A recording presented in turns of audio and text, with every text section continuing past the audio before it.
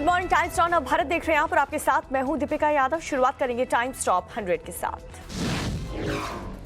हिजाब विवाद मामले में कर्नाटक हाईकोर्ट आज फैसला ले सकता है। शिमोगा कलबुर्गी में जिले में धारा 144 लागू कर दी गई है। 21 मार्च तक बेंगलुरु में सार्वजनिक स्थानों पर सभी प्रकार की सभा आंदोलन पर प्रतिबंध, पुलिस आयुक्त ने जानकारी दी है। आज दिल्ली के अंबेडकर सेंटर में होगी बीजेपी संसदीय दल की बैठक। पीएम मोदी सांसदों को संबोधित करेंगे। अनजाने में हुई मिसाइल फायरिंग पर आज रक्षा मंत्री राजनाथ सिंह संसद में बयान देंगे। 9 मार्च को अनजाने में फायर हुई मिसाइल पाकिस्तान में जाकर के गिरी थी। रूस यूक्रेन में जारी युद्ध को लेकर के आज संसद में बोलेंगे विदेश मंत्री एस जयशंकर। ऑपरेशन गंगा को लेकर के भी जानकारी साझा करेंगे। लोकसभा में वित्त मंत्री निर्मला सीतारमण ने कहा कि 70 साल से जम्मू कश्मीर के लोगों को जो नहीं मिला वो अब उन्हें दिया जाएगा। फिल्म कश्मीर फाइल्स पर सियासी घमासान, कांग्रेस के विवादित ट्वीट पर बीजेपी का पलटवार। फिल्म के समर्थन में लोगों ने लगाए नारे। कांग्रेस ने बीजेपी और तत्कालीन राज्यपाल को कश्मीरी पंडित के पलायन की ठहराए जिम्मेदार। बीजेपी ने पलटवार करके कहा कि राज्यपाल जगमोहन ने राजीव गांधी को लिखी थी 2 बार चिट्ठी। केंद्रीय मंत्री गिरिराज सिंह का कांग्रेस पर हमला, कहा कि सच सामने आया तो अब छटपटा रहे हैं। द कश्मीर फाइल्स फिल्म के विरोध में बीएसपी लोकसभा में सांसद दानिश अली ने फिल्म को बैन करने की मांग की है। असम में सीएम हेमंत बिस्वा शर्मा समेत बीजेपी और गठबंधन के सभी विधायक देखेंगे कश्मीर फाइल्स। आज शाम 6:30 बजे पीवीआर सिटी सेंटर में देखेंगे फिल्म। राजस्थान में भी कश्मीर फाइल्स के टैक्स फ्री करने की मांग। गहलोत के मंत्री बोले कि पहले देखेंगे फिर सीएम के पास मसला लेकर जाएंगे। कपिल शर्मा ने ट्वीट करके अनुपम खेर को धन्यवाद कहा। लिखा कि झूठे आरोपों से पर्दा उठाने के लिए आपका बहुत शुक्रिया। उत्तराखंड बीजेपी सांसदों ने सोमवार को दिल्ली में पीएम नरेंद्र मोदी और बीजेपी अध्यक्ष जेपी नड्डा से मुलाकात की। 4 राज्यों में जीत के बाद बीजेपी ने पर्यवेक्षक के नाम का ऐलान किया है। उत्तर प्रदेश के लिए अमित शाह और रघुवर दास पर्यवेक्षक। उत्तराखंड के लिए राजनाथ सिंह और मीनाक्षी लेखी होंगी पर्यवेक्षक। निर्मला सीतारमण और किरण रिजिजू को मणिपुर की जिम्मेदारी दी गई। बीजेपी ने गोवा के लिए नरेंद्र सिंह तोमर और एल मुरुगन को पर्यवेक्षक नियुक्त किया है। उत्तर प्रदेश की 36 विधान परिषद सीटों पर चुनाव के लिए आज अधिसूचना जारी होगी। सूबे में 2 चरणों में एमएलसी चुनाव होंगे। नतीजे 12 अप्रैल को आएंगे। होली के बाद एक बार फिर से दिल्ली आ सकते हैं योगी आदित्यनाथ। सरकार गठन पर फाइनल मुहर के लिए केंद्रीय नेतृत्व से करेंगे मुलाकात। उत्तर प्रदेश में सरकार के गठन से पहले ही संकल्प पत्र के वायदों को पूरा करने में जुटी है सरकार। बुजुर्ग महिलाओं को मुफ्त यात्रा की सुविधा देने के लिए पूरा किया सर्वे। गोवा में नवनियुक्त विधायकों के शपथ ग्रहण के लिए बुलाया गया है सत्र। बीजेपी के सीएम चेहरे को लेकर के सस्पेंस अभी भी बरकरार है। असम के सीएम हेमंत बिस्वा शर्मा का बयान सामने आया। कहा कि अगर गांधी नेहरू परिवार कांग्रेस पार्टी का नेतृत्व करना जारी रखते हैं तो कांग्रेस पूरी तरह से बर्बाद हो जाएगी। कांग्रेस नेता सुनील जाखड़ का बयान सामने आया। जिस महिला ने चन्नी को सीएम पद के लिए समर्थन दिया वो 3 दशक से राज्यसभा सदस्य हैं। उत्तर प्रदेश कांग्रेस के कार्यकर्ता दिल्ली मुख्यालय पहुंचे हैं। प्रियंका गांधी के निजी सचिव और प्रभारी के खिलाफ जम करके गुस्सा निकाला गया। उत्तराखंड कांग्रेस अध्यक्ष गणेश गोदियाल ने कहा है कि मुस्लिम यूनिवर्सिटी की मांग करने वाले कार्यकर्ता कैसे बना है पदाधिकारी। शपथ लेने से पहले ही भगवंत मान का बड़ा फैसला सामने आया है। अनमोल रत्न सिद्धू होंगे पंजाब के नए एडवोकेट जनरल। शत्रुघ्न सिन्हा ने आसनसोल सीट से प्रत्याशी घोषित होने पर ममता बनर्जी का आभार व्यक्त किया। बिहार विधानसभा में स्पीकर और सीएम नीतीश के बीच तीखी बहस। नीतीश ने कहा कि सदन ऐसा नहीं चलेगा तो स्पीकर बोले तो आप ही बता दें कि कैसा चलेगा। तेजस्वी यादव ने कहा कि बिहार में सरकार नहीं सर्कस है। आज तक विधानसभा अध्यक्ष और मुख्यमंत्री के बीच तू मैं में नहीं हुआ है। एसकेएम का 21 मार्च को देश भर में आंदोलन। लखीमपुर खीरी से जुड़ा है मामला। 28-29 मार्च को ट्रेड यूनियन के बंद का भी समर्थन। केरल के राज्यपाल आरिफ मोहम्मद खान ने कहा कि हमें देश में एक मजबूत अल्पसंख्यक आयोग जरूरत है। सीएम ममता बनर्जी ने चीफ सेक्रेटरी को सभी एसपी और डीएम के साथ बैठक करने का कहा है। पश्चिम बंगाल में सुरक्षा व्यवस्था पर चर्चा होगी। देवेंद्र फडणवीस के आरोप की महाराष्ट्र सरकार ने सीआईडी जांच के आदेश दे दिए हैं। फडणवीस ने बीजेपी नेताओं को फंसाने का आरोप लगाया। नारायण राणे के जुहू स्थित बंगले के खिलाफ बीएमसी ने कार्रवाई का आदेश दे दिया है। धारा 351 के तहत राणे ने बंगले पर कार्रवाई करेगी बीएमसी। नवाब मलिक के मामले में बॉम्बे हाईकोर्ट आज फैसला सुनाएगा। 23 फरवरी को गिरफ्तार हुए थे नवाब मलिक। मुद्रा बंदरगाह पर पकड़े गए हैं ड्रग्स मामले में एनआईए ने चार्जशीट दायर की है। इस पूरे मामले में 6 अफगानी नागरिकों की गिरफ्तारी हुई थी। दिल्ली के कश्मीरी गेट के पास से एक निर्माणाधीन इमारत गिरी है। किसी के हताहत होने की सूचना नहीं मिली अभी तक। जम्मू में एक कबाड़ दुकान में आग लगी है। सिलेंडर विस्फोट की चपेट में आने से 4 लोगों की मौत हो गई। जम्मू कबाड़ दुकान में लगी आग में मृतकों के परिवार वालों को 5-5 लाख के मुआवजे का ऐलान कर दिया गया है। गंभीर रूप से घायलों को 1 लाख रुपए का मुआवजा देगी सरकार। बिहार में जहरीली शराब से कथित तौर पर 5 दिन में 17 लोगों की मौत हो चुकी है। प्रशासन मौत को बता रहा है स्वाभाविक। मिजोरम के आइजोल में 3 ड्रग तस्कर गिरफ्तार कर लिए गए हैं। 335 ग्राम हेरोइन भी बरामद कर ली गई। उत्तर प्रदेश एटीएस ने देवबंद से 3 संदिग्धों को गिरफ्तार किया है। एक पर देश विरोधी गतिविधि में शामिल होने का आरोप है। गाजियाबाद के इंद्रपुरम इलाके में पुलिस और बदमाशों के बीच मुठभेड़ हुई है। इस मुठभेड़ में एक बदमाश घायल हो गया। श्री कृष्ण जन्मस्थान मथुरा में श्रद्धालुओं ने होली मनाई। होली मनाने के लिए भारी संख्या में जुटे श्रद्धालु।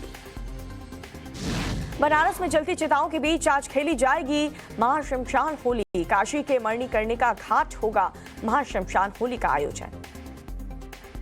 गुजरात में आज होगा वीएचपी का संत सम्मेलन। गौशाला और मंदिरों को सरकार से मुक्त करने पर चर्चा होगी। इसरो ने एसएसएलवी नए बूस्टर SS-1 का सफलतापूर्वक परीक्षण किया है। श्रीहरिकोटा से दोपहर 12:05 में यह परीक्षण हुआ। देश में खुदरा महंगाई दर में इजाफा हुआ है। फरवरी में खुदरा महंगाई दर बढ़कर के 6.07% हुई। टाटा सन्स के अध्यक्ष एन चंद्रशेखरन बने। एयर इंडिया के अध्यक्ष आधिकारिक तौर पर हुई है नियुक्ति। आरबीआई के एक्शन से पेटीएम मुश्किल में है। पेमेंट बैंक से नए ग्राहक जोड़ने पर रोक से शेयर 12% गिर गया है। एलआईसी के आईपीओ में देरी हो सकती है। अप्रैल या फिर मई के पहले हफ्ते में आने की उम्मीद है। ई कॉमर्स कंपनी अमेजॉन और फ्यूचर ग्रुप के बीच विवाद पर आज सुप्रीम कोर्ट में सुनवाई। लंबे समय से चला आ रहा है दोनों कंपनियों का विवाद। जेईई मेन सेशंस 1 एग्जाम 4 मई को होगा। बोर्ड एग्जाम में डेट क्लैश की वजह से तारीख बदली गई है। 16 मार्च से शुरू होगी 12 से 14 साल के बच्चों की वैक्सीनेशन ड्राइव। 60 साल से अधिक उम्र के लोग ले सकते हैं एहतियाती खुराक। चीन के प्रांत में बढ़ने लगे हैं कोविड के मामले। प्रशासन ने शुरू की है बड़े स्तर पर टेस्टिंग। रूस यूक्रेन के बीच आज एक बार फिर से होगी चौथे दौर की वार्ता। यूक्रेन राष्ट्रपति के सलाहकार मिखाइलो ने इस बात की जानकारी दी है। रूस जल्द ही यूक्रेन के बड़े शहर पर कब्जा करेगा। राष्ट्रपति पुतिन ने प्रवक्ता दिमित्री पेस्कोव का ये दावा है। खार्किव में रूस के हमले का रिहायशी इमारत तबाह हुए। हमले में एक शख्स की मौत भी हो गई। पश्चिमी यूक्रेन के शहर वोल्नोवोक में रूस के हमले के बाद से भारी तबाही मची है। कीव के रिहायशी इलाकों में रूस के दागा है रॉकेट हमले में एक नागरिक की मौत हुई है। 6 लोग घायल हुए। कीव में रूस के रॉकेट हमले का सीसीटीवी वीडियो सामने आया है। रॉकेट हमले में ट्रम्प का निशाना बनाया गया था। विद्रोहियों के नियंत्रण वाले डोनेट्स्क में युद्ध के दौरान 20 से ज्यादा लोगों की मौत हो चुकी है। यूक्रेनी सेना पर हमले का आरोप है। मारियोपोल में भारी धमाका हुआ। सामने आया है धमाके का वीडियो। कई इमारत नष्ट हो चुकी है। मारियोपोल में गोलीबारी के बाद दिखा तबाही का मंजर। रूस ने किया है दावा हमारी सेना ने 11 किलोमीटर के इलाके को कब्जे में ले लिया है। मारियोपोल में यूक्रेनी सेना ने रूस के टैंक को निशाना बनाया है और हमले का यह वीडियो भी जारी किया गया। यूक्रेन में रूसी मिसाइल हमला हुआ। सामने आया एक और वीडियो। रूस ने यूक्रेन के मिसाइल कंट्रोल रूम को तबाह कर दिया है। रूस के रक्षा मंत्रालय ने इस बात का दावा किया। पोलिश कार्यकर्ताओं ने बेलारूस जा रहे ट्रकों को रोका। ट्रकों में रूसी सेना का साजो सामान रखा हुआ था। यूक्रेन के रक्षा मंत्रालय का दावा, रूस लगातार रिहायशी इलाकों को निशाना बना रहा है। पोलैंड में लगातार बढ़ रहे यूक्रेनी शरणार्थी, ज्यादातर शरणार्थी रेलवे और मेट्रो स्टेशन पर रह रहे हैं। यूक्रेन की ऊर्जा कंपनी का दावा, चेर्नोबिल न्यूक्लियर पावर प्लांट में एक बार फिर से बिजली आपूर्ति ठप हुई। यूएन महासचिव एंटोनियो गुतेरेस ने कहा है कि यूक्रेन में युद्ध समाप्त करने के लिए भारत समेत कई देशों के संपर्क में हूं मैं। अमेरिकी खुफिया अधिकारी का दावा है कि निराश और हताश पुतिन यूक्रेन पर हमला तेज कर सकते हैं। अमेरिकी आधिकारिक ने कहा है कि रूस ने चीन से यूक्रेन पर हमले में इस्तेमाल करने के लिए सैन्य उपकरण मांगे हैं। शिकागो में पिज्जा शॉप के बाहर गोलीबारी हुई है। गोलीबारी में 7 लोगों की मौत हो गई। इराकी पीएम ने इरबिल शहर में मिसाइल हमले वाली जगह का जायजा लिया है। ईरान ने रविवार को दागे थे कई मिसाइल।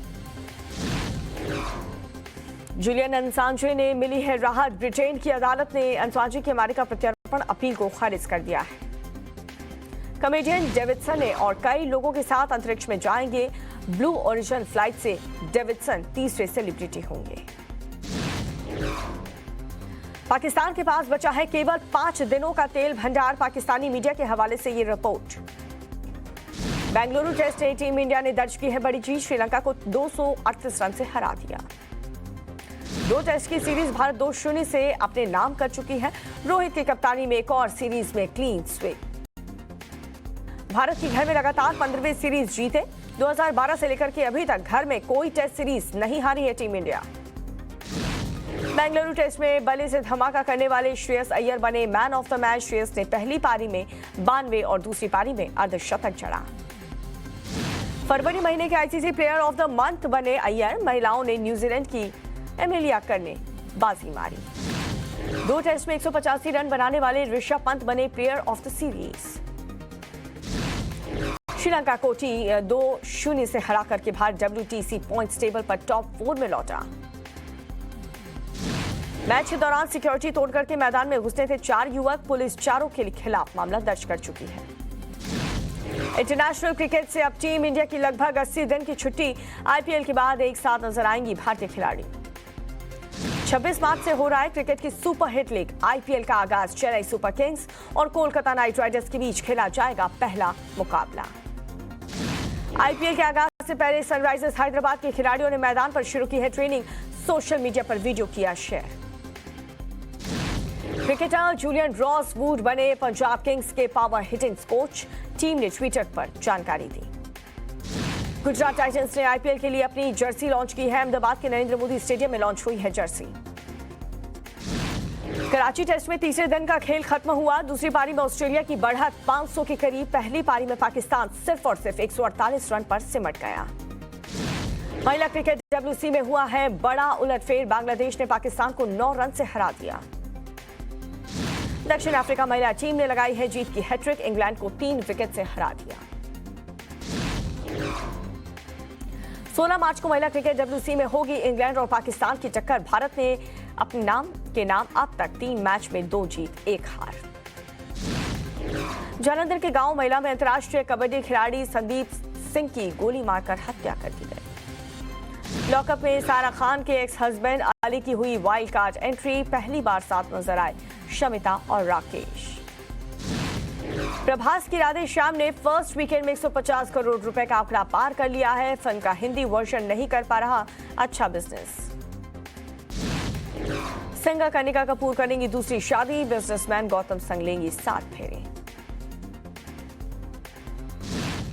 तो ये तेज रफ्तार में 100 बड़ी खबरें हमने आपको दिखाई। अब 1 मिनट में कुछ रिपोर्ट्स आपको दिखाते हैं। हिजाब विवाद को लेकर के कर्नाटक के लिए आज एक बहुत बड़ा दिन है, क्योंकि आज कर्नाटक हाई कोर्ट इस पर अपना फैसला सुनाएगा। क्या है पूरा मामला, इस रिपोर्ट में देखिए। हिजाब विवाद मामले पर आज फैसले का दिन है। मुस्लिम लड़कियों के स्कूल कॉलेज में हिजाब पहनने को लेकर कर्नाटक हाई कोर्ट आज सुबह 10:30 बजे के करीब फैसला सुनाएगा। 25 फरवरी को सुनवाई पूरी होने के बाद 3 जजों की बेंच ने फैसला सुरक्षित रखा था। वहीं फैसले के पहले 21 मार्च तक बेंगलुरु में सार्वजनिक स्थानों पर सभी तरह की सभा, आंदोलन, विरोध या समारोह पर प्रतिबंध लगा दिया गया है। इसके अलावा शिमोगा कलबुर्गी समेत कई जिलों में धारा 144 लागू कर दी गई है। शिमोगा कलबुर्गी जिले के सभी शैक्षणिक संस्थान आज के लिए बंद रखे गए हैं। दरअसल कर्नाटक के उडुपी में एक कॉलेज में हिजाब को लेकर पूरा विवाद शुरू हुआ था। कॉलेज में हिजाब की अनुमति नहीं थी, फिर भी कुछ मुस्लिम छात्राएं हिजाब पहनकर आ रही थी। इसके विरोध में हिंदू संगठन की छात्र छात्राएं भी भगवा स्कार्फ पट्टा पहनकर विरोध करने लगे, जिसे लेकर कर्नाटक में जमकर बवाल भी मचा। इसके बाद 9 फरवरी को मुस्लिम छात्राओं ने याचिका दी थी कि उन्हें क्लास के अंदर भी हिजाब पहनने की अनुमति मिले, क्योंकि ये उनकी आस्था का हिस्सा है। और इसी याचिका पर कर्नाटक हाई कोर्ट आज अपना फैसला सुनाएगा। और 4 राज्य में बड़ी जीत के बाद सरकार गठन को लेकर के बीजेपी ने इन राज्य में केंद्रीय पर्यवेक्षकों की नियुक्ति कर दी है। किन्हें क्या जिम्मेदारी सौंपी गई है, इस रिपोर्ट में देखिए। 4 राज्यों में बीजेपी की बड़ी जीत होने के बाद अब चारों राज्यों में सरकार बनाने की कवायद तेज कर दी गई है। इसी सिलसिले में बीजेपी आला कमान ने चारों राज्यों के लिए केंद्रीय पर्यवेक्षक को नियुक्त कर दिया है, जिससे चारों राज्यों में सरकार के गठन में तेजी लाई जा सके। यूपी की बात करें तो बीजेपी ने यूपी के लिए गृह मंत्री अमित शाह और झारखंड के पूर्व मुख्यमंत्री रघुबर दास को यहाँ का पर्यवेक्षक नियुक्त किया है। वहीं उत्तराखंड के लिए रक्षा मंत्री राजनाथ सिंह और मीनाक्षी लेखी को पर्यवेक्षक की जिम्मेदारी दी गई है। गोवा के लिए नरेंद्र सिंह तोमर और एल मुरुगन को पर्यवेक्षक बनाया गया है। इसी तरह मणिपुर के लिए वित्त मंत्री निर्मला सीतारमन और किरण रिजिजू को पर्यवेक्षक की जिम्मेदारी सौंपी गई है। इसके अलावा आज बीजेपी के संसदीय दल की भी बैठक अंबेडकर सेंटर में बुलाई गई है, जहां 4 राज्यों में जीत के लिए पीएम मोदी का अभिनंदन किया जाएगा। यहाँ पीएम मोदी सांसदों को संबोधित भी करेंगे। वहीं दिल्ली में तमाम बड़े नेताओं से मिलने के बाद यूपी सीएम लखनऊ लौट गए हैं, जहां उन्होंने बीजेपी कोर ग्रुप के साथ अहम बैठक की। होली के बाद एक बार फिर सीएम योगी दिल्ली आकर केंद्रीय नेतृत्व से मिल सकते हैं। तो यूपी विधानसभा में प्रचंड बहुमत के बाद अब बीजेपी का अगला लक्ष्य उत्तर प्रदेश एमएलसी चुनाव में दबदबा हासिल करने का है, जिसके लिए आज अधिसूचना भी जारी होगी और वोटिंग इसके लिए 9 मार्च को होगी। देखिए पूरी खबर 1 मिनट में। उत्तर प्रदेश विधानसभा चुनाव के बाद अब यूपी एमएलसी चुनाव के लिए सियासी घमासान शुरू हो गया है। राज्य की 36 विधान परिषद यानी एमएलसी सीटों के लिए आज अधिसूचना जारी हो जाएगी, जबकि वोटिंग 9 अप्रैल को होंगे और नतीजे 12 अप्रैल को आएंगे।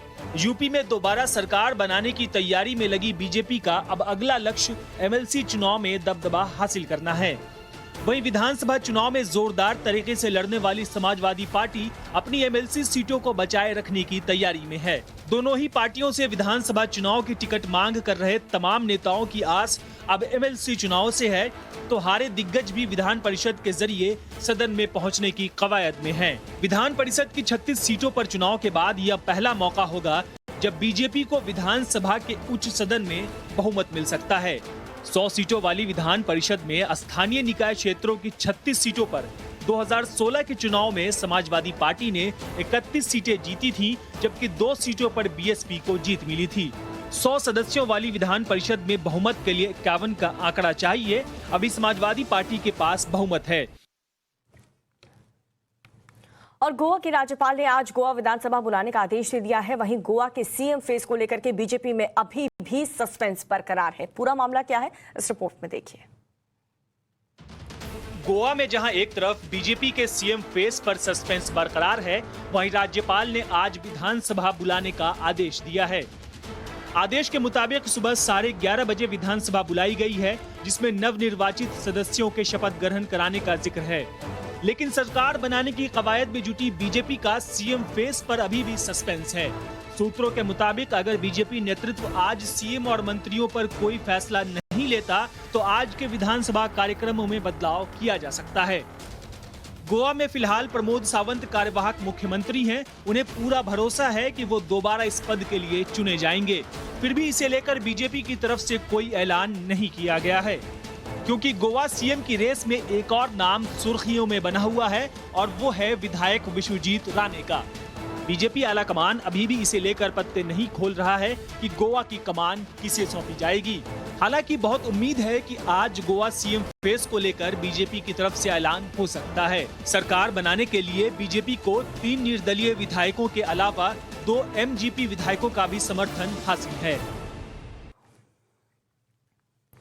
और फिल्म कश्मीर फाइल्स को उत्तर प्रदेश समेत 7 राज्य में टैक्स फ्री कर दिया गया है और वहीं इसे लेकर के दूसरी तरफ सियासत भी जोरों शोरों से चल रही है। पूरा मामला क्या है, इस रिपोर्ट में देखिए।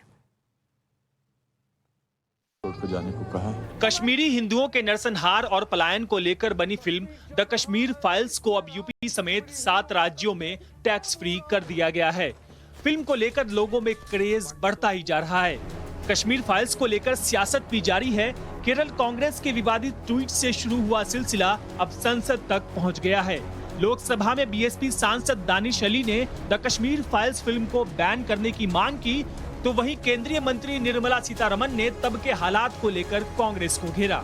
जम्मू कश्मीर के तब की सरकार की चीफ मिनिस्टर हिंदुओं को उनके नसीब को छोड़ करके देश विदेश चले गए और ये लोग मरे, रेप हुआ और उन सबको बाहर भागने का बदनसीबी उनके ऊपर आया।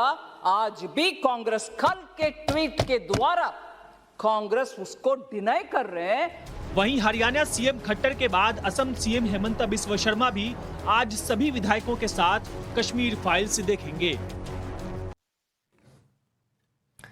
और बिहार विधानसभा में सीएम नीतीश एक मामले को लेकर के विधानसभा अध्यक्ष पर इतने भड़क गए हैं कि उन्हें संविधान देखने तक की नसीहत दे डाली।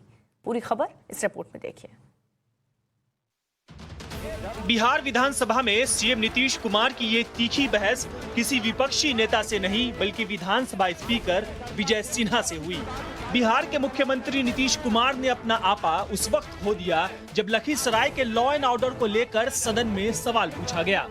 इस मामले को लेकर सीएम नीतीश इतना भड़क गए कि विधानसभा अध्यक्ष की ओर इशारा कर यहां तक कह दिया कि ये संविधान का उल्लंघन है, इस तरह से सदन नहीं चलता। जरा संविधान देख लीजिए। और जरा संविधान देख लीजिए, आप संविधान देख लीजिए। यही नहीं, नीतीश के रवैये से विधानसभा स्पीकर विजय सिन्हा भी थोड़े नाराज नजर आए, तो उन्होंने नीतीश से ही तंज के लहजे में बोल दिया कि आप ही बता दें सदन कैसे चलेगा। ऐसा नहीं चलेगा, ये बिल्कुल आप ही बता दें, जैसे चले उसी तरह चलाएंगे। आप कौन है जो आप कह रहे हैं कि आज नहीं इसको दूसरे दिन देंगे? विधानसभा में स्पीकर और सीएम नीतीश की इस बहस का विपक्ष लुत्फ उठाता दिखा। विपक्षी नेता तेजस्वी यादव ने नीतीश पर निशाना साधते हुए कहा कि बिहार में सरकार नहीं सर्कस है। और बिहार में शराबबंदी के बीच जहरीली शराब से मौत का सिलसिला थम नहीं रहा। महज 5 दिनों के अंदर बिहार के अलग अलग जिलों में 17 लोगों की इस दौरान मौत भी हो गई है। पूरा मामला इस रिपोर्ट में देखिए। बिहार में शराबबंदी है, लेकिन इसके बावजूद जहरीली शराब से मौत का सिलसिला जारी है। बिहार में महज 5 दिनों में बिहार के अलग अलग जिलों में 17 लोगों की मौत जहरीली शराब पीने से हो गई है। सबसे पहले बात सिवान जिले की, जहां 9 मार्च को सिवान के दुर्धौंदा थाना क्षेत्र में 3 लोगों की मौत हो गई। परिवार ने बताया जहरीली शराब मौत की वजह है। वहीं 9 मार्च को ही पश्चिमी चंपारण के नौतन के खापटोला में भी 2 लोगों की जहरीली शराब पीने से मौत हो गई। इसके अलावा 12 मार्च को गोपालगंज जिले के बैकुंठपुर थाना क्षेत्र में 7 लोगों की जहरीली शराब पीने से मौत हो गई। परिजनों ने बताया कि इन सभी ने जहरीली शराब का सेवन किया था। बिहार में शराबबंदी को कड़ाई से लागू करने के लिए नीतीश सरकार हेलीकॉप्टर से लेकर ड्रोन तक से निगरानी कर रही है। बावजूद इसके जो घटनाएं सामने आ रही हैं, उससे सरकार और प्रशासन दोनों की कार्यशैली पर सवाल उठ रहे हैं। और पश्चिम बंगाल में 2 पार्षदों की खुलेआम हुई हत्या से सियासी बवाल मच चुका है। अब इसे लेकर के ममता सरकार भी एक्शन में है, तो वहीं राज्य कानून व्यवस्था मजबूत करने के लिए बैठकों का भी दौर जारी है। पश्चिम बंगाल में 2 पार्षदों की हत्या का मामला तूल पकड़ता जा रहा है। जहां एक और इसे राजनीतिक रंजिश में हत्या से जोड़कर देखा जा रहा है, तो वहीं लॉ एंड ऑर्डर को लेकर ममता बनर्जी सरकार विपक्ष के निशाने पर आ गई है। बीजेपी ने बंगाल में लॉ एंड ऑर्डर के खराब होने को लेकर सवाल उठाए हैं, तो वहीं 2 पार्षदों की हत्या को लेकर अब सीएम ममता बनर्जी भी एक्शन में आ गई हैं। सीएम ममता बनर्जी ने बंगाल के चीफ सेक्रेटरी को आदेश दिया है कि राज्य में कानून व्यवस्था को मजबूत बनाएं, जिसे लेकर चीफ सेक्रेटरी ने आज राज्य भर के सभी एसपी और डीएम की बैठक बुलाई है।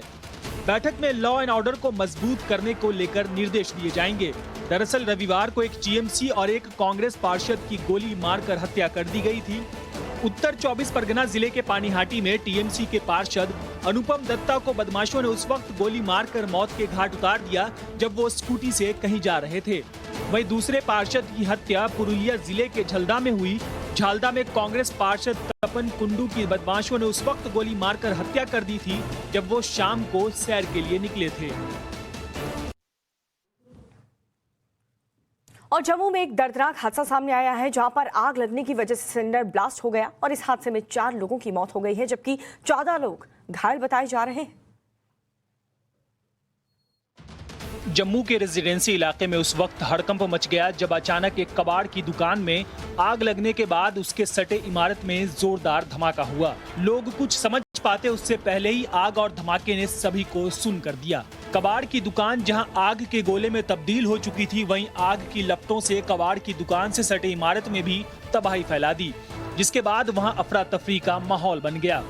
थोड़ी ही देर में यह साफ हो गया कि कबाड़ की दुकान में लगी आग की लपटें इमारत में पहुंची थी जहां रखे कुछ गैस सिलेंडर ब्लास्ट हो गए। मौके पर मौजूद लोगों के मुताबिक इस गैस सिलेंडर धमाके में 4 लोगों की मौत हो गई जबकि 14 लोग गंभीर रूप से घायल हो गए हैं। आग की खबर लगते ही मौके पर फायर ब्रिगेड की गाड़ियां भी पहुंच गईं। जैसे तैसे घंटों की मशक्कत के बाद आग पर काबू पाया गया, लेकिन इस दौरान हताहत हुए लोगों को फौरन पास के अस्पताल पहुंचाया गया, जिसमें कुछ की हालत अभी भी गंभीर बताई जा रही है, वहीं कुछ की हालत स्थिर है। सभी का अस्पताल में इलाज जारी है। हिजाब विवाद पर कर्नाटक हाई कोर्ट आज फैसला सुनाएगा। स्कूल कॉलेजों में हिजाब पहनने पर सुबह 10:30 बजे कोर्ट फैसला सुनाएगा। फैसले से पहले बेंगलुरु में 21 मार्च तक कई तरह के प्रतिबंध लागू कर दिए गए हैं। शिमोगा, कलबुर्गी समेत कई जगहों पर धारा 144 लागू कर दी गई है और किसी भी तरह की सभा, आंदोलन और समारोह की अनुमति नहीं है। इधर उडुपी में सभी स्कूल कॉलेज बंद रहेंगे। बता दें कि मुस्लिम लड़कियों ने स्कूल कॉलेज में हिजाब पहनने को लेकर याचिका दायर की थी।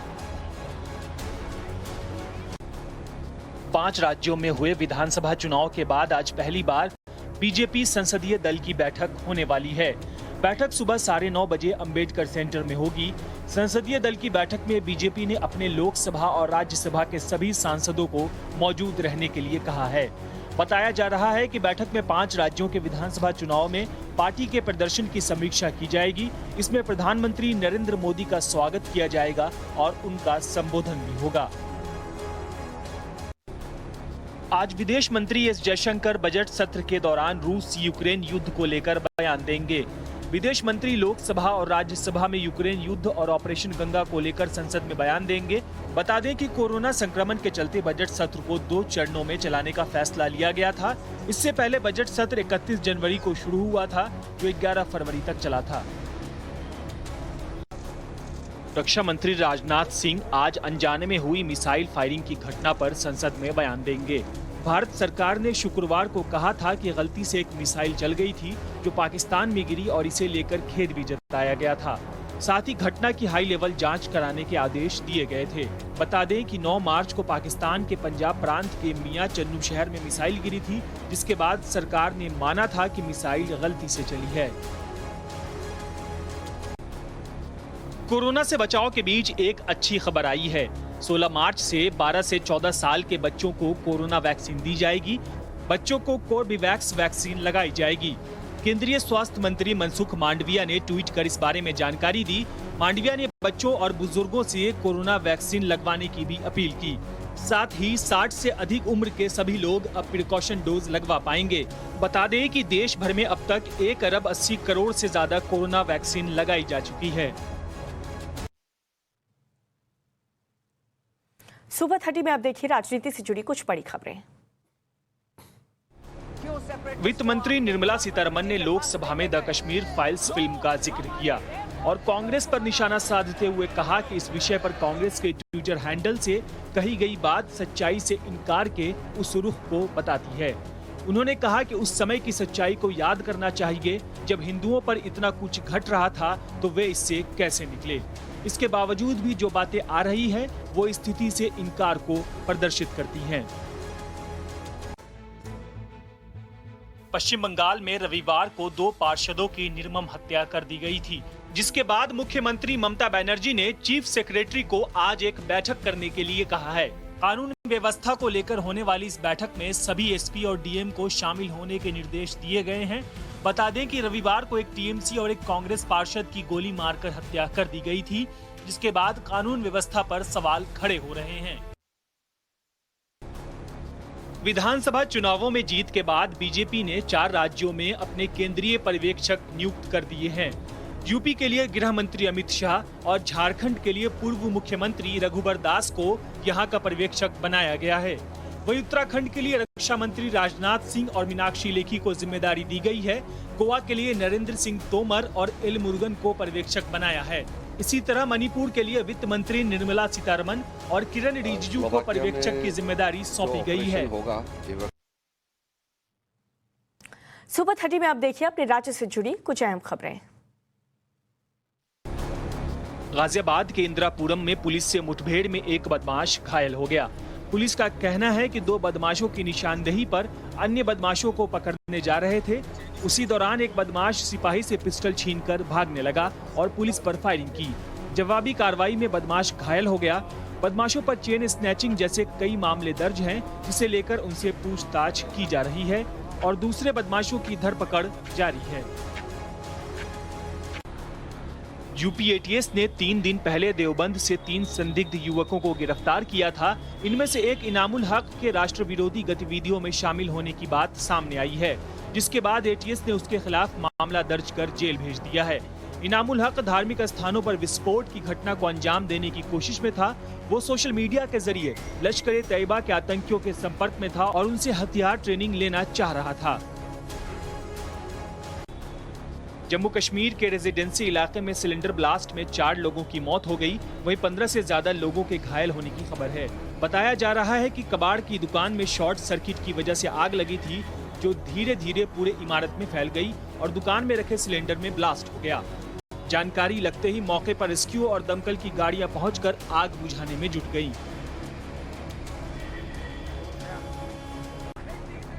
पंजाब के जालंधर में इंटरनेशनल कबड्डी खिलाड़ी की गोली मारकर हत्या कर दी गई। दरअसल कबड्डी खिलाड़ी संदीप नंगल मालियान में कबड्डी टूर्नामेंट में पहुंचे थे। इसी दौरान अज्ञात बदमाशों ने ताबड़तोड़ 20 राउंड फायरिंग की, जिसके बाद वहां भगदड़ मच गई। संदीप को अस्पताल ले जाते समय ज्यादा खून बह जाने से उनकी मौत हो गई। सूचना मिलते ही मौके पर भारी पुलिस बल पहुंच गया। बता दें कि संदीप कनाडा और यूएस में काफी फेमस थे। सुपर 30 में अब देखिए इंटरनेशनल से जुड़ी कुछ अहम खबरें। युद्ध के बीच सोमवार को रूस यूक्रेन के बीच चौथे दौर की वार्ता हुई, लेकिन हर बार की तरह इस बार भी बातचीत बेनतीजा रही। यूक्रेन के राष्ट्रपति के सलाहकार मिखाइलो ने बताया कि आज फिर दोनों देशों के प्रतिनिधि वार्ता करेंगे। इससे पहले यूक्रेन के राष्ट्रपति ज़ेलेंस्की ने कहा था कि वो इजराइल में रूस के राष्ट्रपति पुतिन से बातचीत के लिए तैयार हैं। हालांकि उन्होंने कहा था कि युद्ध विराम की घोषणा के बाद ही यह बातचीत हो सकती है। रूस यूक्रेन युद्ध को आज 20 दिन हो गए हैं, लेकिन रूसी सेना का यूक्रेन पर हमला जारी है।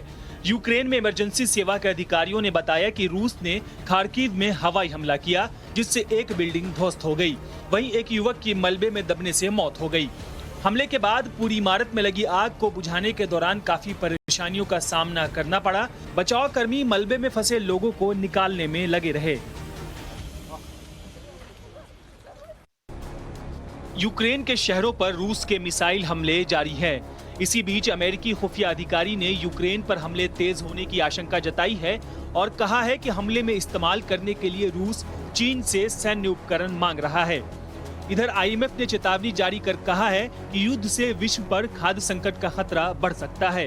वहीं मारियोपोल में यूक्रेनी सेना ने रूसी टैंकों को उड़ाने का वीडियो जारी किया है, जिसमें वो रूस की सेना की बख्तरबंद गाड़ियों पर हमला करते दिख रहे हैं।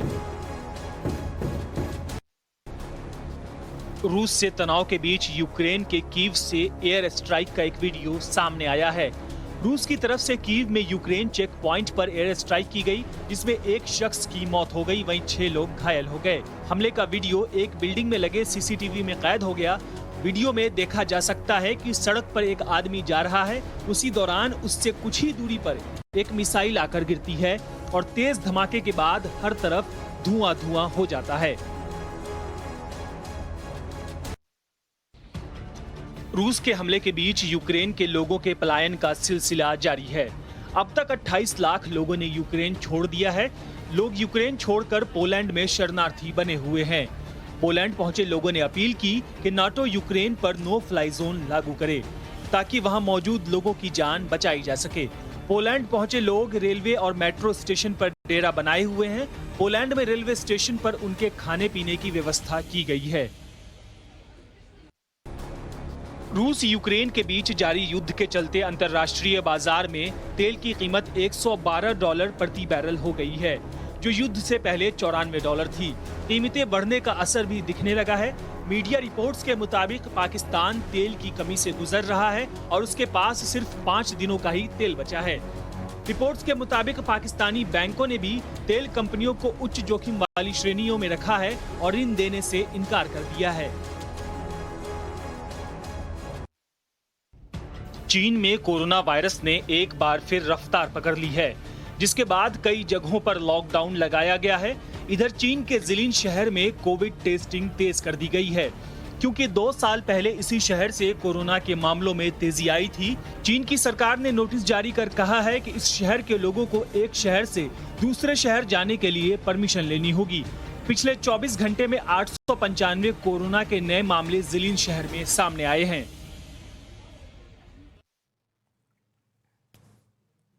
सुपर 30 में अब देखिए खेलों से जुड़ी कुछ बड़ी खबरें। बेंगलुरु में खेले जा रहे दूसरे टेस्ट मैच में भारत ने श्रीलंका को करारी शिकस्त दी है। भारत ने श्रीलंका को 230 रनों के बड़े अंतर से हराकर दूसरा टेस्ट मैच अपने नाम कर लिया और इस जीत के साथ ही 2 मैचों की टेस्ट सीरीज भी क्लीन स्वीप कर ली है। भारतीय टीम की घरेलू मैदान पर लगातार 15वीं सीरीज जीत भी है। भारत के 447 रन के लक्ष्य के जवाब में श्रीलंकाई टीम 210 रन ही बना पाई और ऑल आउट हो गई। महिला क्रिकेट वर्ल्ड कप में साउथ अफ्रीकी टीम ने लगातार तीसरी जीत हासिल की। अफ्रीका ने इंग्लैंड को 3 विकेट से हराकर अपना विजयी अभियान जारी रखा। दक्षिण अफ्रीकी महिला क्रिकेट टीम की आईसीसी महिला वर्ल्ड कप में इंग्लैंड के खिलाफ 20 साल बाद यह पहली जीत है। इंग्लैंड ने पहले बल्लेबाजी करते हुए 9 विकेट पर 235 रन का स्कोर बनाया। दक्षिण अफ्रीका ने इस लक्ष्य को 7 विकेट खोकर हासिल कर लिया।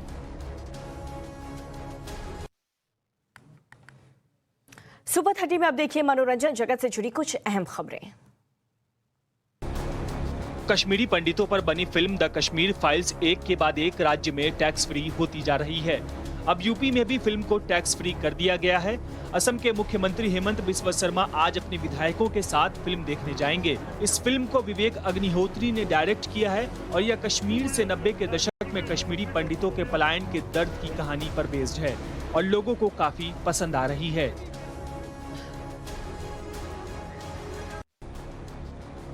सिंगर कनिका कपूर जल्द ही दूसरी शादी करने वाली हैं।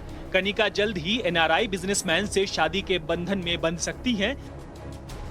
शादी के बाद कनिका पति के साथ लंदन शिफ्ट हो गई थी। हालांकि दोनों की शादी लंबे समय तक नहीं चली और साल 2012 में ही दोनों का तलाक हो गया और वो लखनऊ में अपने पेरेंट्स के पास वापस आ गईं।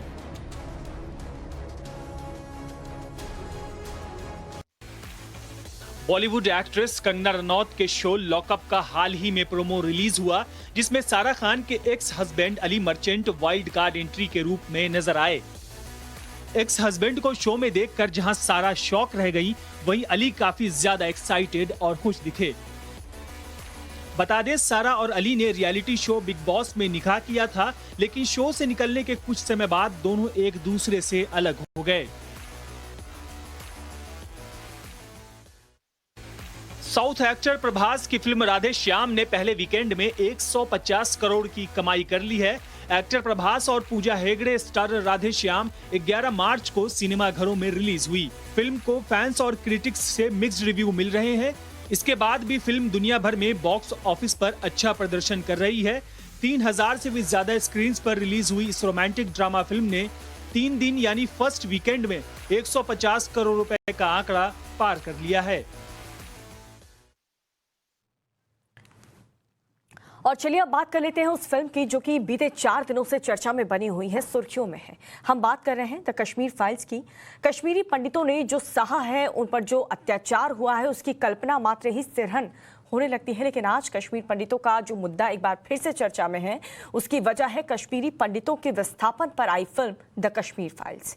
इस फिल्म पर जहां दर्शकों के अलग अलग रिएक्शंस आ रहे हैं, वहीं सिल्वर स्क्रीन की इस कहानी पर सियासत भी जोर शोर से हो रही है। लेकिन सवाल ये उठता है कि क्या सियासी मसलों का हल सिनेमा से हो सकता है?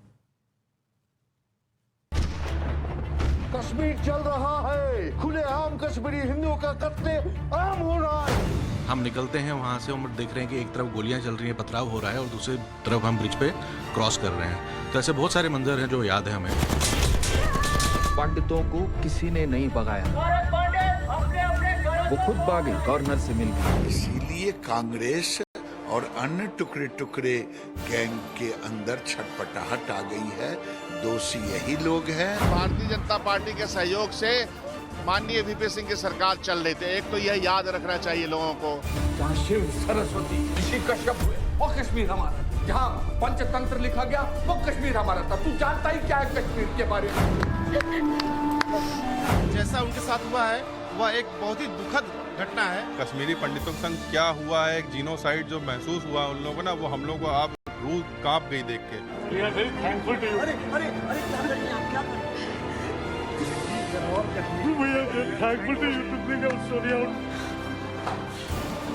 Very emotional.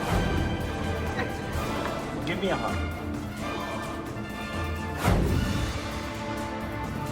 2 घंटे 50 मिनट की द कश्मीर फाइल्स आंखों के सामने से गुजरी तो कहीं एक्शन हुआ तो कहीं इमोशन,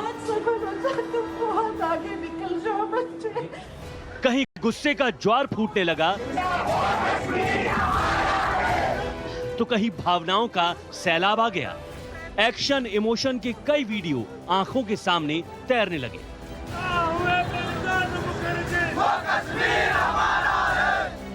रील से निकलकर रियल लाइफ में एक अलग फिल्म की स्क्रिप्ट लिखी जाने लगी। जो इतिहास में घटे इस दर्द का गवाह थे, उनके जख्म हरे हो गए।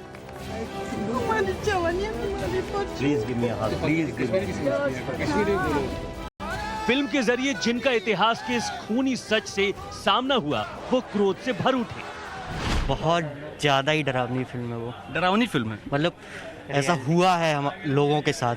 हमको देख कितना डर लग रहा है, तो जो इनके साथ हुआ होगा उनको कैसा लगा होगा। कश्मीरी पंडितों के संग क्या हुआ है, एक जीनोसाइड जो महसूस हुआ उन लोगों को ना, वो हम लोग को आप रूह कांप गई देख के। देखना चाहिए, सबको देखना चाहिए, पता चले कि कैसे क्या एक अपने ही देश के हिस्से में, एक स्टेट में जिसको वो लोग अपना अलग करार देते हैं और इस तरीके से मतलब उसको विभाजित कर रहे हैं, उसका एक विभिन्न अंग बनाए हैं, कहते हैं एक कमजोर अंग है देश का, जबकि ऐसा कुछ नहीं है। उस पिक्चर में देखें, देश होने के नाते अगर हमारी कोई देश के साथ कोई गलत होता है तो उसका सबको समाधान करना चाहिए, ना कि कश्मीरियों के साथ जो भी हुआ बहुत गलत हुआ और कभी नहीं होना चाहिए, ऐसा नहीं होना चाहिए। बोल नहीं सकता।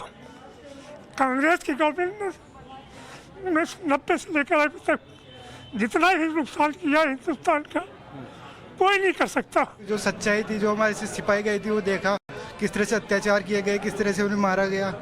एकदम उन्हें देख के हमें गुस्सा आता है कि हमें इतनी सच्चाई हमारे से छिपाई गई। पर सवाल इतना भर नहीं है। इस देश में सियासत के बिना कोई चीज हो नहीं सकती। मसला जब कश्मीर का हो तो उस पर हाय तौबा मचना तय है। जैसे ही फिल्म रिलीज हुई, राजनीति में भी एक नई पिक्चर शुरू हो गई। इस फिल्म की कहानी लिखी केरल कांग्रेस के एक ट्वीट ने। जैसे ही कांग्रेस का ट्वीट सामने आया और कश्मीरी पंडितों के साथ मुस्लिमों की हत्या का आंकड़ा सामने रखा गया, तो हंगामा शुरू हो गया। बीजेपी ने कांग्रेस की नियत और नीति पर सवाल खड़ा करते हुए उसे निशाने पर ले लिया। बीजेपी कांग्रेस के बीच एक दूसरे पर आरोप मढ़े जाने लगे। जिन्होंने कश्मीर को धर्म से जोड़ के देखा, राष्ट्र से जोड़ के नहीं देखा, और दुख है कि वो संख्या गिना रहे हैं। सब दिन इन्होंने आतंकवादियों को, कश्मीर के आतंकवादियों को सहारा देने का काम किया। और तो और छोड़ दीजिए, राहुल गांधी अभी जेएनयू में क्या किया? जेएनयू में तो वही किया कि अफजल तेरे कातिल जिंदे हैं। तो इनके डीएनए में समाया हुआ है। कश्मीरियों पे जो अत्याचार हुआ था सरकार किसकी थी? भारतीय जनता पार्टी के साथ की सरकार थी और जगमोहन गवर्नर थे। तो भारतीय जनता पार्टी ने अपना आदमी गवर्नर भेजा था और भारतीय जनता पार्टी के सहयोग से माननीय वीपी सिंह की सरकार चल रही थी। एक तो यह याद रखना चाहिए लोगों को, कांग्रेस का उसमें कोई ये नहीं। और कश्मीरी पंडितों का पलायन और उनके दर्द के साथ हैं हम, उनके तकलीफों के साथ हैं हमको। फिल्म और पॉलिटिक्स के बीच आखिर वो कहां खड़े हैं जिन्होंने इस दर्द को झेला है, जिनकी कहानी को फिल्म में दर्शाया गया है? इस फिल्म से आखिर उन्हें क्या हासिल हुआ है? वो जो डरावना नॉक होता था दरवाजे पे, कैसे लोग सहम जाते थे, कोनों में घुस जाते थे, लाइट अपनी बंद करते थे। और उस दिन जो उन्होंने पूरा जो मस्जिदों पे आया, जो कश्मीर फाइल की स्टोरी है, आप ये कह सकते हैं ये हर एक कश्मीरी पंडित की स्टोरी है। जिस वक्त वहाँ पर माहौल चेंज हो रहा था, ऐसा लग रहा था कि काला ही काला हर जगह है। जब देखा, मैंने फोटोज देखी थी अपनी घर की, 5 मंजिल 16 कमरे थे। जब मैं उधर गया तो उधर एक शमशान जैसा था, खाली जमीन थी। कश्मीरी पंडितों के दर्द पर कई किताबें लिखी जा चुकी हैं, आतंकवाद और विस्थापन पर कई फिल्में बन चुकी हैं, लेकिन इससे मिला क्या? 32 साल पहले कश्मीरी पंडितों के साथ जो कुछ हुआ, क्या उन्हें इंसाफ मिल सका? जवाब है नहीं। तो फिर एक फिल्म पर इतना हंगामा, हाय तौबा क्यों? हकीकत यह है कि सियासी मसले सिनेमा से हल हो नहीं सकते। सिनेमा एक सच दिखाता है और कई सवाल छोड़ जाता है, लेकिन उन सवालों का जवाब या समाधान नहीं देता। Bureau report, times now, Navbharat. तो क्या इस फिल्म के आने के बाद कश्मीरी पंडितों की हालत में कोई भी सुधार आने वाला है? क्या कश्मीरी पंडितों की घर वापसी को लेकर के कोई क्रांति होने वाली है? एक फिल्म के जरिए भले ही कश्मीरी पंडितों को दर्द को दिखाने की कोशिश तो की गई हो, लेकिन यहाँ पर विस्थापना का असली दर्द वही जानता है जिसे इसने खुद झेला है। Kashmir has never been an integral part of India, and this is a historical fact.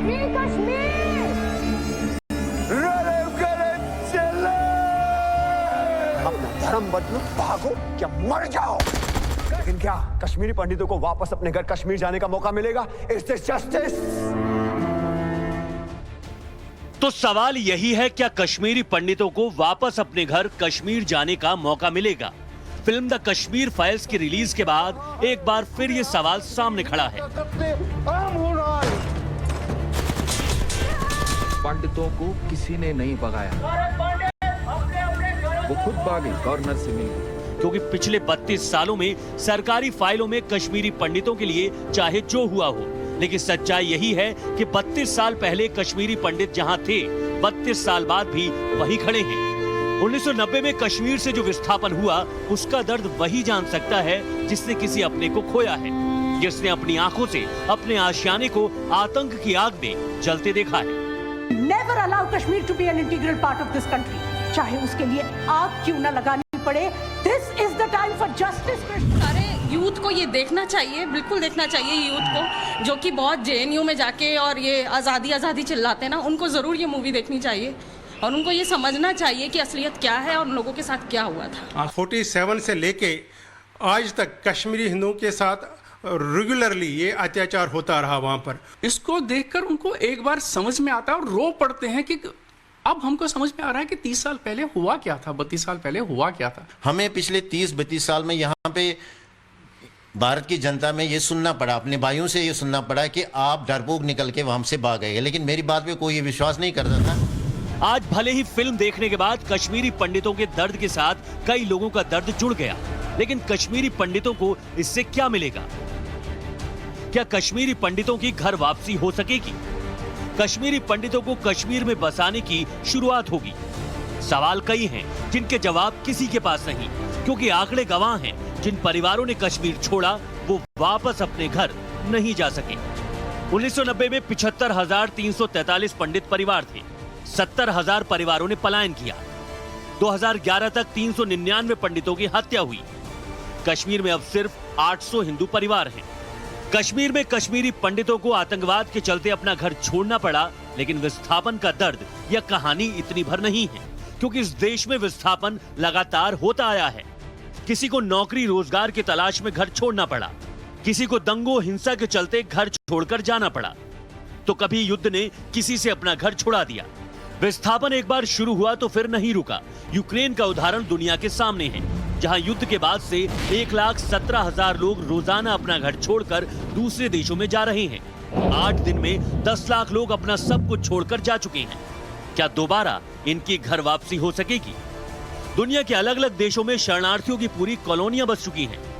तुर्की में सबसे ज्यादा 36,96,831 लोगों ने शरण ली है। तो कश्मीरी पंडितों के दर्द पर एक फिल्म के आ जाने से क्या बदल जाएगा? क्योंकि पिछले 32 सालों में कश्मीरी पंडितों के लिए क्या कुछ हुआ है वो भी देख लीजिए। यूपीए सरकार के दौरान साल 2008 में कश्मीरी पंडितों के लिए 1,618 करोड़ का पैकेज दिया गया। 2010-11 में जम्मू कश्मीर सरकार ने घरों के निर्माण के लिए करीब 23 करोड़ रुपए खर्च किए, लेकिन कोई वापस नहीं लौटा। मोदी सरकार के दौरान पीएमडीपी 2015 के तहत 3,000 सरकारी नौकरियों की व्यवस्था की गई। पिछले 5 सालों में 610 प्रवासियों की जमीन वापस हुई। संपत्तियों के संरक्षण के लिए डीएम को कदम उठाने का अधिकार दिया गया। 920 करोड़ रुपए की लागत से 6,000 आवास निर्माण हुए। प्रवासियों की शिकायत के लिए पोर्टल लॉन्च हुआ। पंडितों की वापसी के लिए 5 सालों में 753.89 करोड़ रुपए खर्च किए गए। कश्मीरी पंडितों के नाम पर अलग अलग सरकारों ने 32 सालों में हजारों करोड़ों रुपए खर्च कर दिए, लेकिन उनकी घर वापसी नहीं हो सकी। अब भले ही फिल्म आने के बाद एक बार फिर ये मुद्दा गर्मा उठा हो, लोगों के अंदर गुस्सा हो, लेकिन सवाल यही है, क्या कश्मीरी पंडितों की घर वापसी हो सकेगी? Bureau report, times now, Navbharat.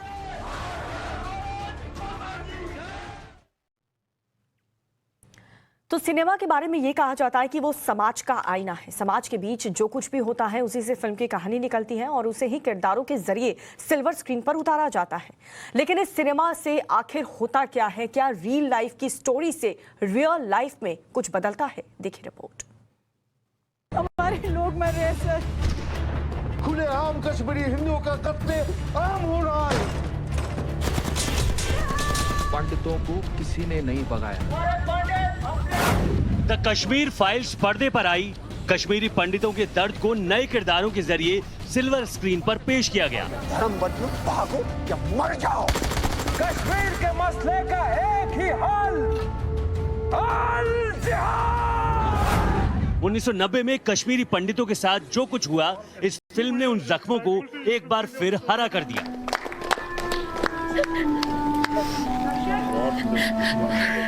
Film से कश्मीरी पंडितों का मुद्दा एक बार फिर गर्मा गया।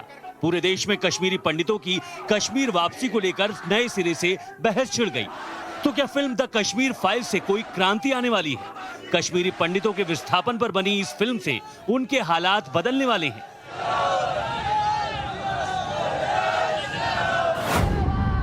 क्योंकि सिनेमा भी हमारे समाज के बीच से निकलता है।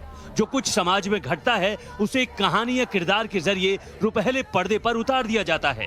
जो दर्शक किसी फिल्म को देखकर निकलता है, कुछ दिन तक उस पर उन किरदारों या फिल्मी डायलॉग्स का असर दिखता है, लेकिन बॉक्स ऑफिस से फिल्म के उधर जाने के बाद सब कुछ पहले जैसा हो जाता है। कश्मीर जो भी बताया गया है वो रियलिटी में बताया गया, सच्ची बताया गया। जिसको भी हिस्ट्री का भी नॉलेज नहीं थे ना, इस मूवी से पता चल रहा है कि कैसा अत्याचार किया था कश्मीरी पंडितों के ऊपर। साल 1957 में आई महबूब खान निर्देशित फिल्म मदर इंडिया को याद कीजिए। इस फिल्म में साहूकारों के चंगुल में फंसे किसान की हालत दिखाई गई। लेकिन क्या इस फिल्म के आने के बाद देश के किसान की हालत बदली? भारत पाकिस्तान के बीच युद्ध पर बनी देशभक्ति फिल्म बॉर्डर देखिए।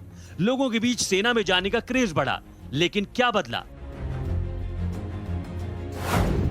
चक दे इंडिया को लीजिए। हॉकी पर बनी इस फिल्म के रिलीज होने के बाद देश में हॉकी की हालत पर चर्चा होने लगी। क्या देश में हॉकी की हालत बदली? ऐसी एक दो नहीं, बल्कि हमारे सामने तमाम फिल्में हैं जो पर्दे पर आती हैं, उनके साथ एक भावना आती है और फिल्म के जाने के बाद सब कुछ पहले जैसा हो जाता है।